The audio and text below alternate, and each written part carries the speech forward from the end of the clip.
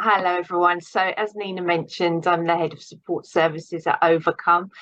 Really lovely to have you all with us this evening. Just to say, please do get in touch with the support service. There's myself and my colleagues Annie, Alice, and Joe, who are available Monday to Friday, 10 a.m. to 5 p.m.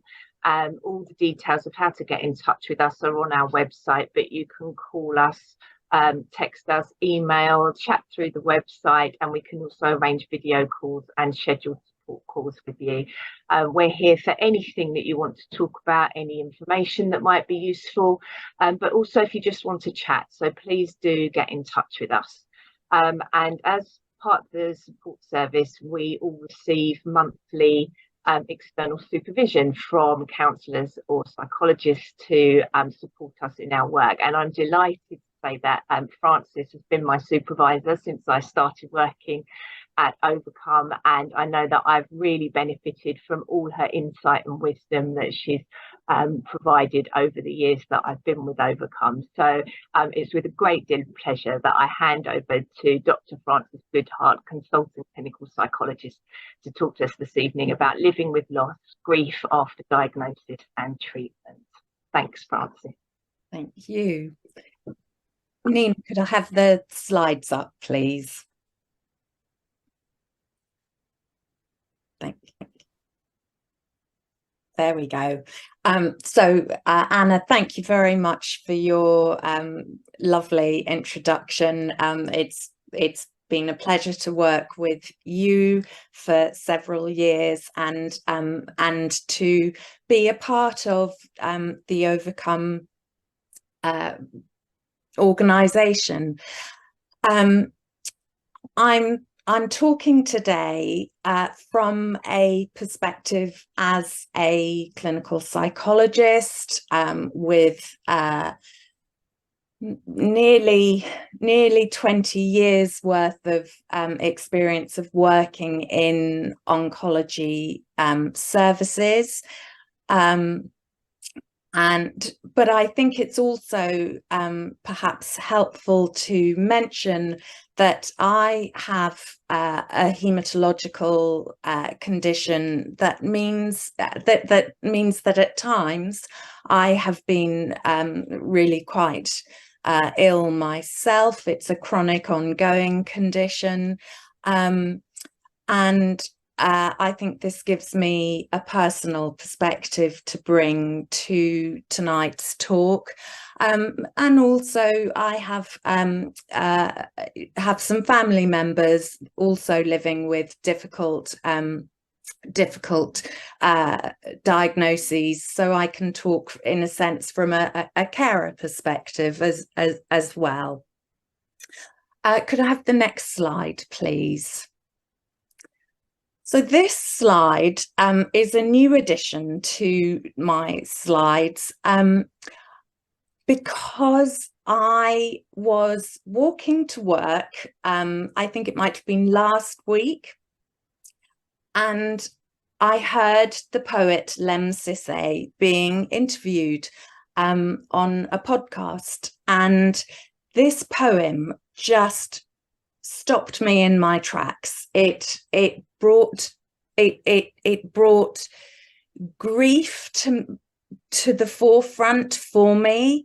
That sense of being hit again by grief, both professional and personal, but also that sense of immense comfort from the words of this poem, and a sort of awareness that not only can we get hit unexpectedly by grief, even when handling it very well, but also that we can get comfort in so many ways, in so many settings, and in particular in ways that aren't necessarily through a counselling service. So I just wanted to just very briefly read this poem out to you. "How do you do it?" said night. "How do you wake up and shine? I keep it simple, said Light, one day at a time. Could I have the next slide, please? So, thinking about this webinar in particular, the moment of diagnosis is a moment of immense loss. People talk to me about that sense of life. They say BC and AC. So before, thank you.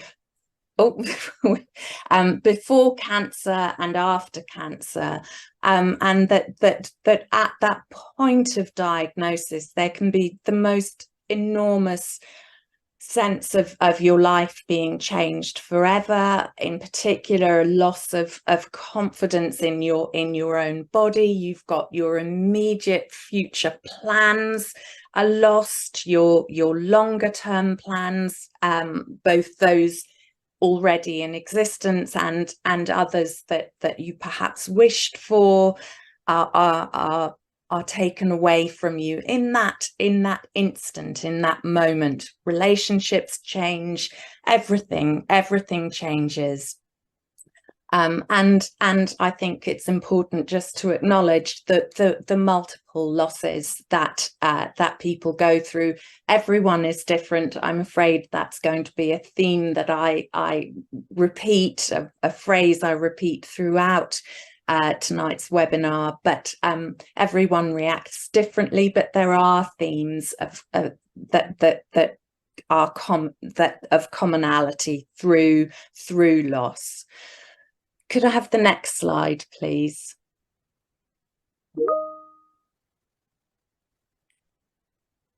And I think just that sense that there's the immediacy of that moment of diagnosis, but beyond that, there are a potential further losses, the loss of your health, perhaps both your physical and at times your mental health. There may be a loss of fertility. There's certainly, I think, a sense of your self-identity, your sense of who you are being lost. You can lose your role in life. You can your hobbies and interests may suddenly change. Your sex life, your libido may be impacted, as may indeed also the natural aging process that you would be expecting to go through. That can be lost or changed as well. Could I have the next slide, please? So we've talked about loss, and I've just mentioned some of them. I'm, as I said, I'm sure that you all have your own sense of what particular losses have impacted you. But let's talk about grief now. Grief is defined as the acute pain that accompanies loss. And grief is often thought to be, we talk about it as something that happens after the death of someone that we love, or someone that's important and meaningful to us. But it isn't that simple. It isn't that clear. It's grief accompanies all loss. So again, it can be the loss of our own health or that of someone that we love. It can be due to a relationship breakup, a loss of job, loss of home, loss of sense of safety. All of those can trigger, all of those losses can trigger a sense of grief. Could I have the next slide, please? So grief, I think, from those of us Brits here today, for a long time there's been this idea of the stiff upper lip, and you know, we don't talk about loss, let alone grief. Elizabeth Kubler-Ross, who was an American psychiatrist, was an absolute pioneer in the field of grief, and she brought grief and loss into mainstream mental health thinking, and she wrote a book in 1969 called On Death and Dying, and it's a hugely important topic.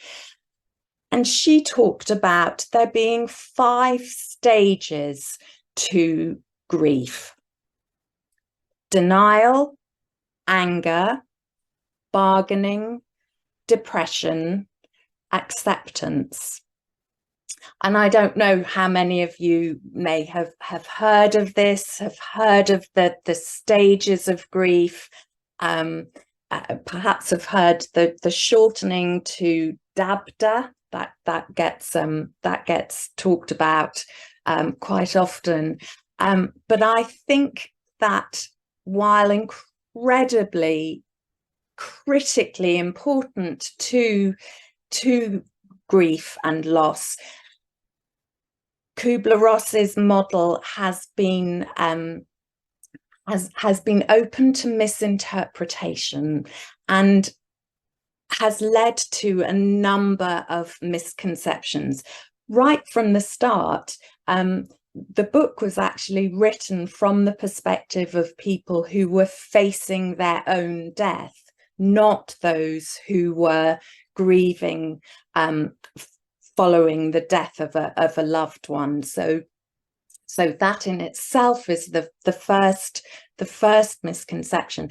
But beyond that, this stage-based model of grief has I think created this idea that there's a right way to grieve, that there is a linear progression, an order to which you grieve. You process your denial, you experience anger, you bargain with God, life, whatever, you become depressed, and finally you reach a sense of acceptance.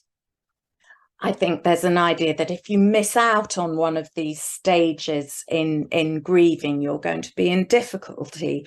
Or similarly, that once you reach a point of acceptance, you've done your grieving and you can move on.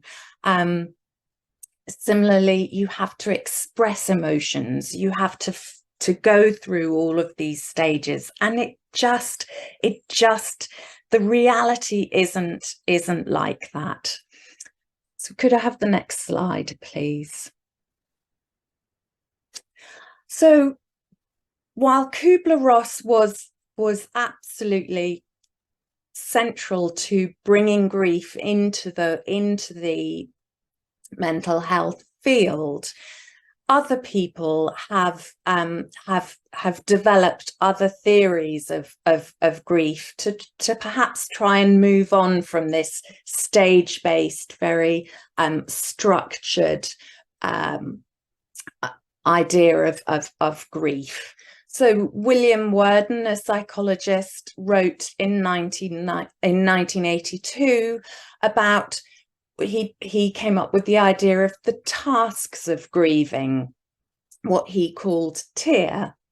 So to accept the reality of the loss, to experience the pain of the loss, to adjust to the new environment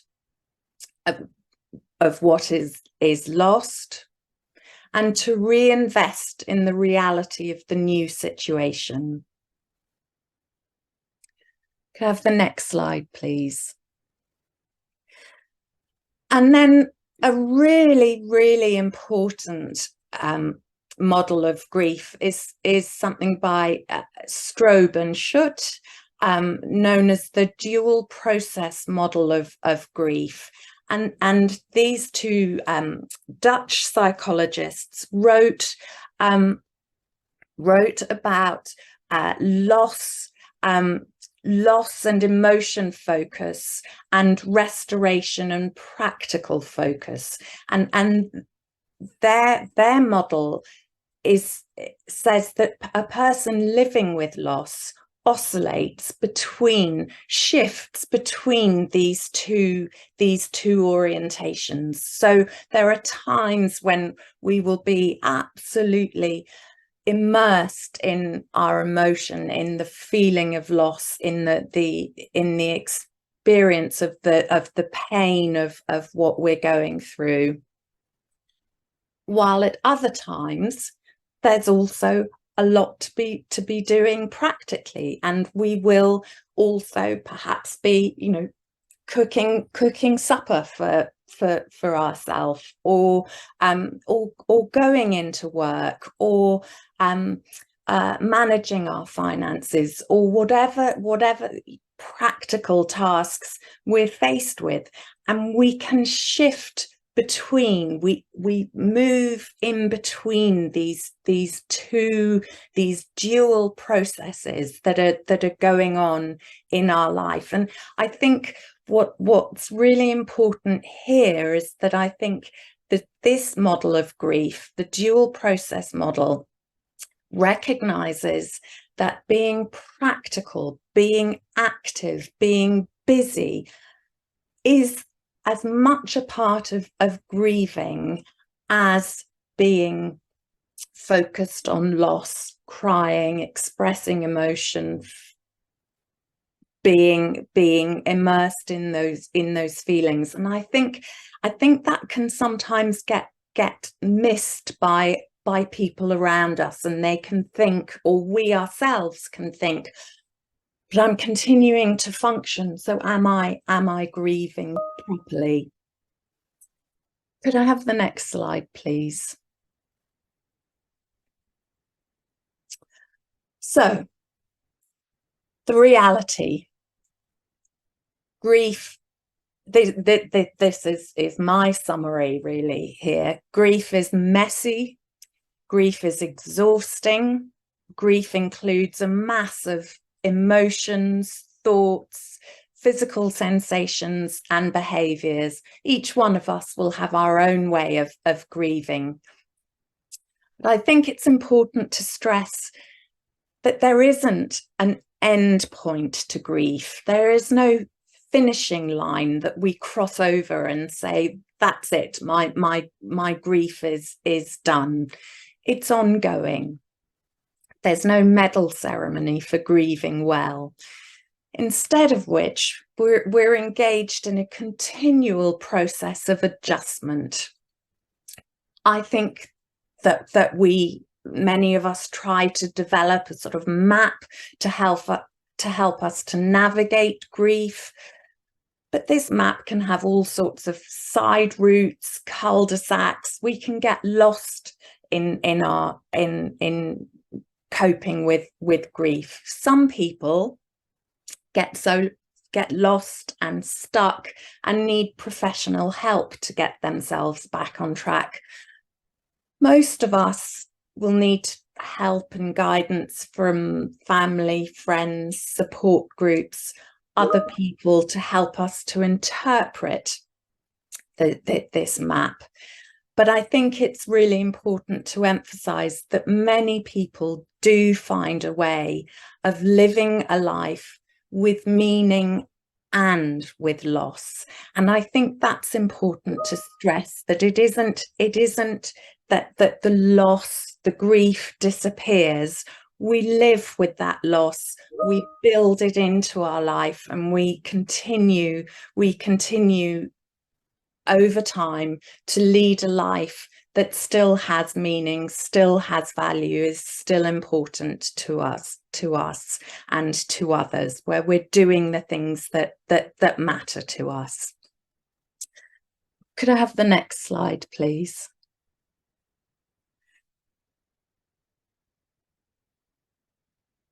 So how do we do this? How do we navigate this route? How do we read the map? I hope that what I've covered already has illustrated that there isn't a right way to cope, and also that there isn't a wrong way to live with loss. We all find our own ways. And my guess is that most of the people here today are coping with huge losses, and it's likely that whatever you're experiencing, your reaction is natural and understandable. I think what I would say is watch out for your own inner dialogue. That voice, that internal voice that says, I should be over this, doing this differently. I shouldn't be feeling so bad. I shouldn't be impacted at this point. I think those sorts of time frames, we can put a time frame into our heads, our minds, and also many other people put time frames into our minds as well. So be careful about time frames. You know, I've heard all sorts of things from very experienced health professionals saying, well, you know, your treatment has been successful, you know, you're a year on, you shouldn't be feeling like this. So you'll be hearing it from other people, but be careful not to internalize it into your own mind, and to create a self-critical mindset of your own, or to mind read what others are saying. So to sort of try to imagine this person is thinking that I should be managing this differently. But equally, I want to say to you to be cautious when hearing what others have done and what has helped other people. I think it's incredibly valuable to get together with others in similar situations, and often to hear what they're doing, what has helped them, what gets them through the situation that they're facing. But don't think that because, for instance, writing a gratitude journal has helped one person, that it's suddenly going to be available and appropriate for you. It just may be that that's not what's going to work for you. Could I have the next slide, please? Okay, so the next two slides here are kind of rather inept attempt to summarize two whole psychological interventions and models on a single PowerPoint. So forgive me for it being as minimal as it is, but I'm conscious of the time that we have tonight. But I think that I hope that what this talk will do is give you I see a light bulb in the corner of the slide, and you know what it will do is hopefully light up and give you ideas of where to go and what kind of techniques and approaches might be of interest and use to you. So I don't know how many of you have heard of the quite classic now model of cognitive behavioral therapy. My guess is that a number of you will be aware of that.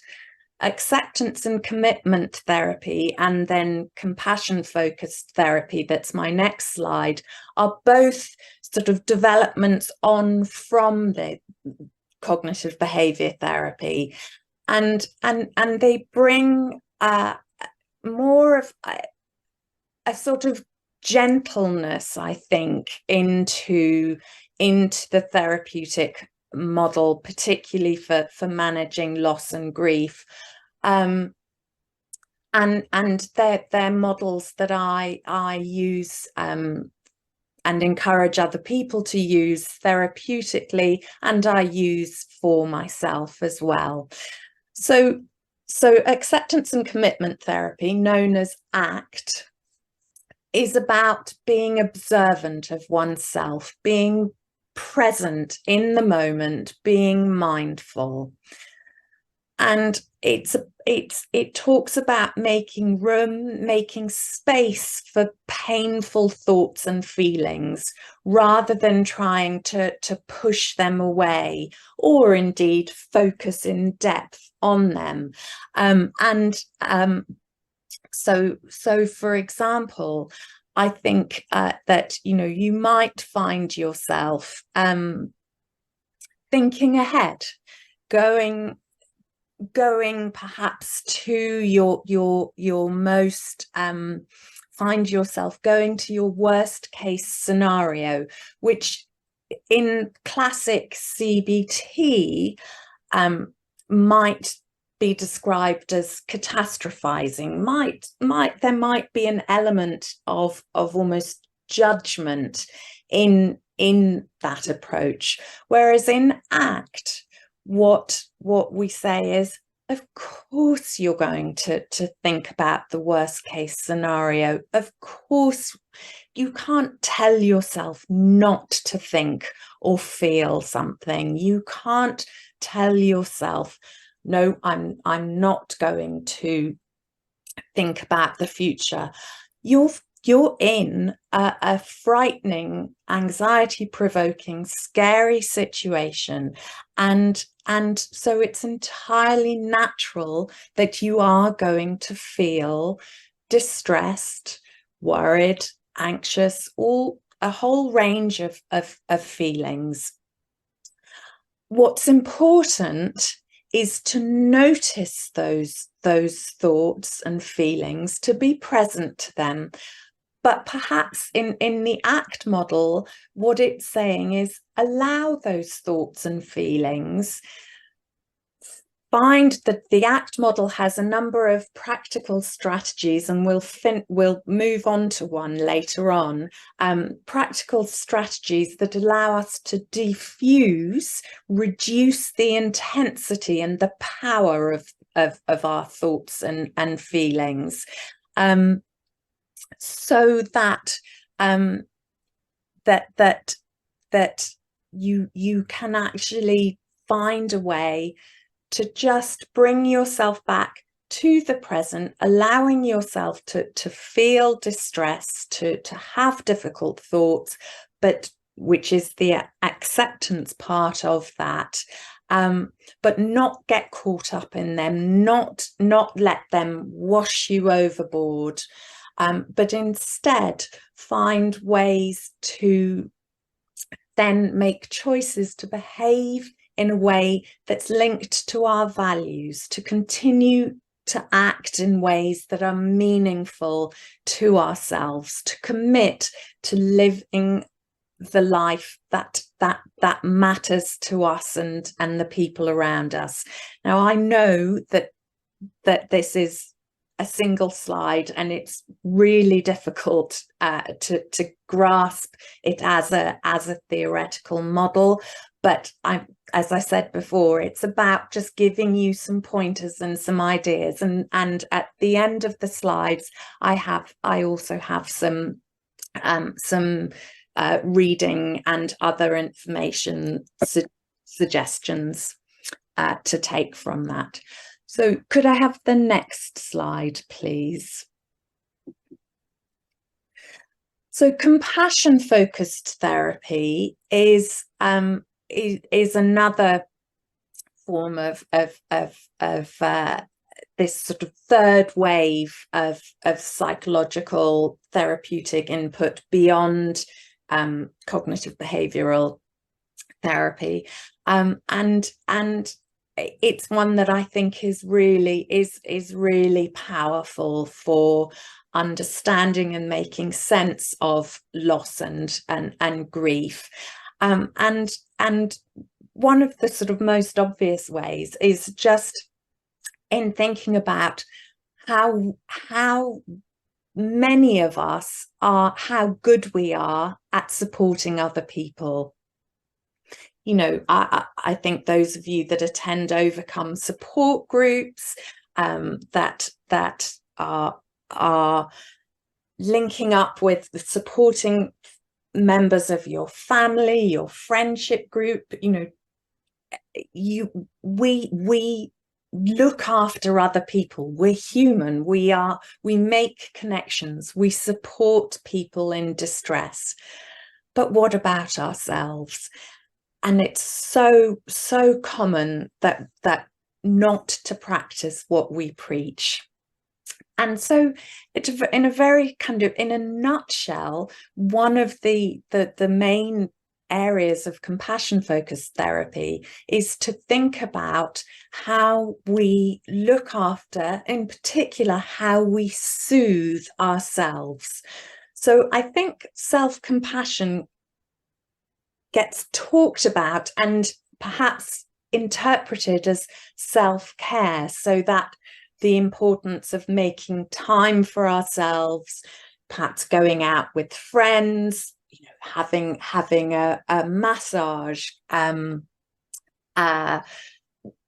going for a walk, getting into nature, you know, buying ourselves a bunch of flowers, something like that. And all of those are really valuable self-care strategies. But self-compassion is a more internal process. It's about an internal self-soothing. It's about noticing and making space, again, like ACT, for painful emotions. But it's about changing our inner dialogue. It's speaking to ourselves in a tone of voice that's kind. It's bringing the kindness that we offer to other people to ourselves. I know that's easier said than done, but things like that tone of voice, the words that we use, instead of, oh, you stupid person, you shouldn't be feeling this or thinking that. Actually, instead, it's, yeah, you're going through a really tough time. This hurts. This is painful. You're doing your best. You know, how can I help myself? Can I find a gentle gesture, putting a hand on a place that we feel the pain? Can I use other senses to soothe myself? Is there a smell that helps me to feel soothed? It might be a favorite perfume that you have, or a bunch of freesias that you love the smell of, and it's about finding ways to self-soothe. It's really important. But again, I'm acutely conscious that I'm presenting a whole therapeutic model on a single slide, so I can't begin to do justice to it. Could I have the next slide, please, Nina? Okay, so I don't know, again, if any of you know of Julia Samuel. She is a British psychotherapist who's spent her career in work in loss, grief, bereavement, She set up the Child Bereavement Trust, but she has she's got a wonderful website which talks about 8 pillars of strength to help one through loss and grief. And I won't go through all of them, because I've given you the website detail, but she talks about finding the 3rd pillar is ways to express emotion: talking, writing, creative work, exercise. In her 6th pillar of strength, she says, set yourself some limits, say no, have trust in yourself about what you can manage, give yourself time to build your confidence. And her 7th pillar is about bringing structure into your life, having some simple plans, setting up some regular routines that might make life a little bit easier to manage and cope with. But what I think is so very particularly special about Julia Samuel's model, quite apart from her practical advice, is the fact that she talks about pillars of strength. And I think so often there's an idea and a feeling when one is grieving of hopelessness, helplessness, and actually what Julia Samuel presents is a model of strength and resilience, and for that alone, I think that model is wonderful. Could I have the next slide, please? So I thought what I'd like to do, we're coming to the end of the session, of my part of the session, but what I would like to do is just to introduce you and actually ask you all to take part, to try this exercise, which is a really central technique within the ACT model that can help one to manage in a highly emotive situation or state. And it's called the dropping anchor exercise, and it's an exercise to help us to not become overwhelmed by our thoughts and feelings, but instead to be able to find a way to have those thoughts and feelings, to manage them, to feel them, but to still be able to function, to still be able to live and make meaningful choices for ourselves. So the first thing I'd just like you to do is to just notice your thoughts in your mind, whatever they are. Don't try and push them away. Just try and bring that capacity of observant self. Notice, okay, I notice I'm having the thought that, whatever it might be. I notice I'm feeling, whatever it might be. And just let those thoughts and feelings be present in your mind. Your thoughts are in your mind, in your brain. And your brain is in your body. So now I'd like you to just, without letting go of the thoughts, if the thoughts come back in, that's okay. But I'd like you to focus your attention now on your body. So perhaps notice if there's any area of tightness, of tension. feel your feet on the ground. Notice yourself sitting in your chair or lying in your bed or whatever, wherever you might be. You can do this when you're walking around a room or lying in bed or sitting in a chair. But just notice yourself, your body being held solid, firm, grounded safely to the earth. Draw your attention now to your breath. Notice what it feels like as you breathe in and out. Ideally, perhaps through your nose, in through your nose, out through your nose. Notice what it feels like as your lungs fill with air, with that in-breath. And then what it feels like as the lungs empty themselves of air. And just see if you can settle your breathing into a nice, comfortable, soothing rhythm.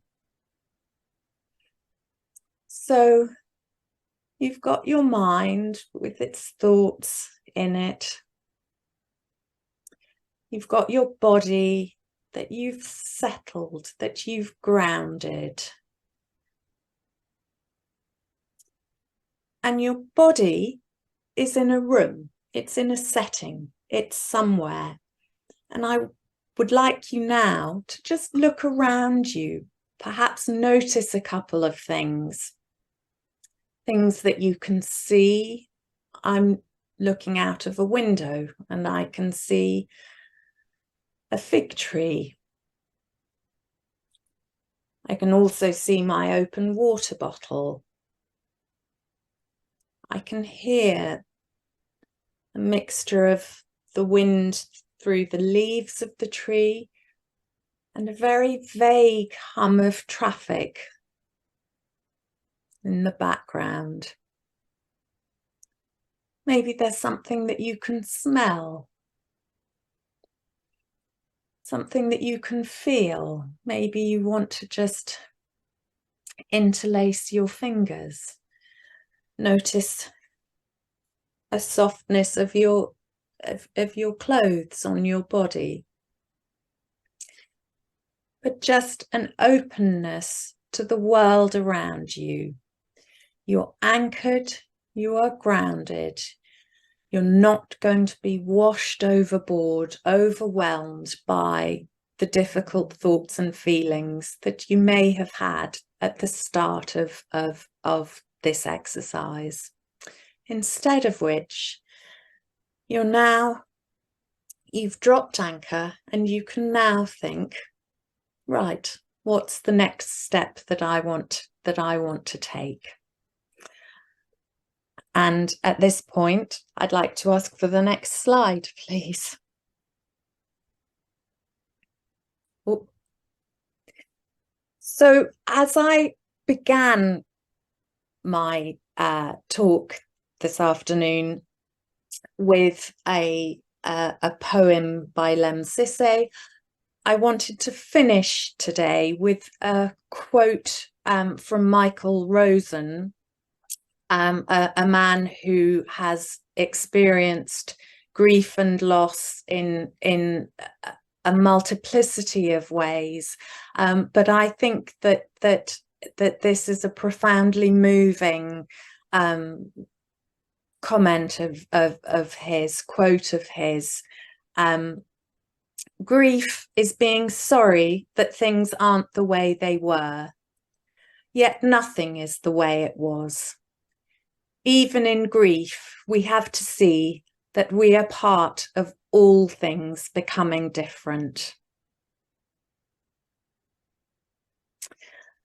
So really, that's the end of my part of tonight's webinar. I've added a number of suggestions for further reading that that you might want to do, if there's anything that this talk has triggered for you, some websites and some suggestions for things you can look up on YouTube as well. But in turn, I'd like to just finish by thanking you all for listening today, and back to Anna for any questions or comments. Thank you so much, Frances. That was a really great talk. If anyone's got any questions that they'd like to pop in the chat or into the Q&A, I'll read them out. I won't read out any identifying information about you, so I won't read out your name or anything. But if you've got any questions at all for Frances in the time we have remaining, then please do just drop them in. We've had a comment come in from someone saying, I've found coming back to the moment so helpful, as when I found myself focused on the future and the what ifs, I was living with the pain of something that hadn't even happened. And she says that she hopes that's okay to share and that it's helpful to others. I think it's really helpful. It's so, and I just want to say thank you for that affirmation of that what I'm saying is helpful to you. That means a lot to me, but I think that it's I would just like to say that it's important to recognize you will be taken ahead. Your mind will, we are evolutionarily constructed to plan ahead, to think ahead, to think of what if, what might, what do I do, and that's not a bad thing in itself. It just is that it can become overwhelming, and instead of which, that bringing yourself back to the moment, bringing back to the focus on the breath or whatever it might be that helps you to get back to the moment is, I think, really important. Yeah, absolutely. Thank you so much, Frances. I don't think we've had any questions come in. Okay, so someone has said, that was a fantastic talk, Frances, thank you. I'm doing really well, but frightened in the future of leaving my family and my children. They've mentioned the age, but I won't read that out, just to keep it very general and not identifiable. So I'm frightened of leaving my family and children. I really don't know how to make this particular feeling better. Yeah. And thank you so much for that question. And I think that in a sense, it's I'm not sure that you can make it better. You are that's a thought and feelings of indescribable pain and fear and loss. I think what you can do is acknowledge that, perhaps bringing some self-compassion to allow yourself to go, yes, I'm feeling the fear, I'm feeling the pain, I'm scared, I'm noticing I'm scared. What soothes me? What can I do to just bring my adrenaline level down, and it might be, do I just need to take a sip of water? So it's not trying to make that go away, but again, it's as the previous person mentioned, it's coming back to the present. What can I do here and now, perhaps to engage with my family? What matters to me right now? There's a scary future ahead, but what can I do right now that might both soothe myself and be meaningful in that moment. So maybe, you know, maybe what I want to do is cook a nice supper for the family, or actually what matters today is about getting some laundry done or something. It can be really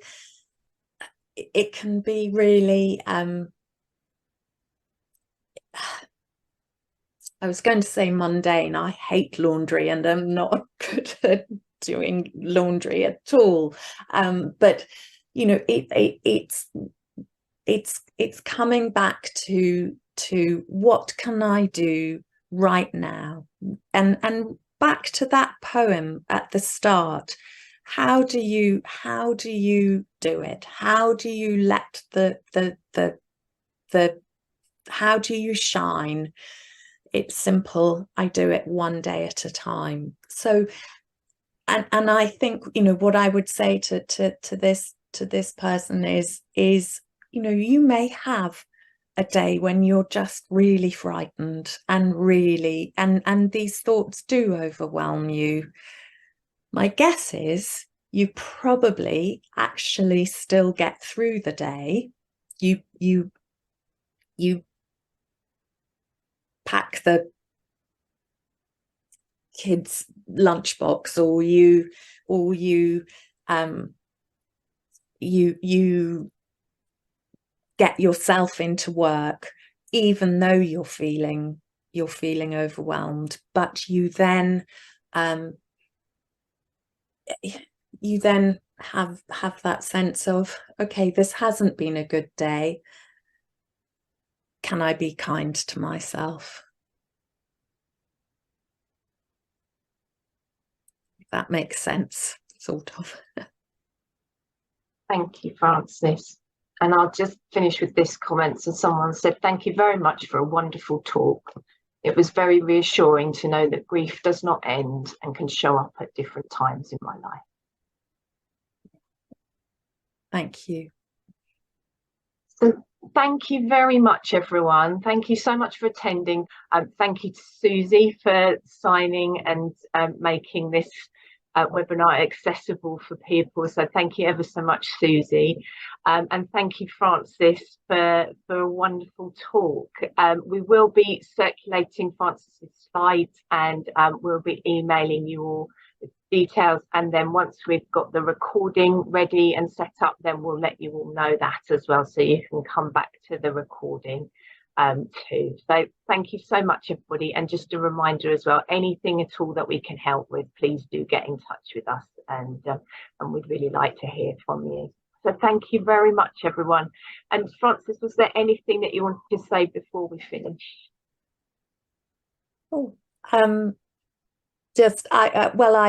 I think that point, the last point that was made, that there isn't an end point. There isn't, and it's about finding ways to live with loss, and you know, living with loss and grief doesn't mean you don't have great joys and great happiness as well. And I think that it's really it's important to have that sense that alongside that ongoing loss and sadness, we can also build a life that has great meaning, great value, and great joys and happiness. Thank you, Frances. I think that's the perfect note to finish on. So thank you very much, everybody. And I'll finish the webinar now, and take care. Thank you. Brilliant.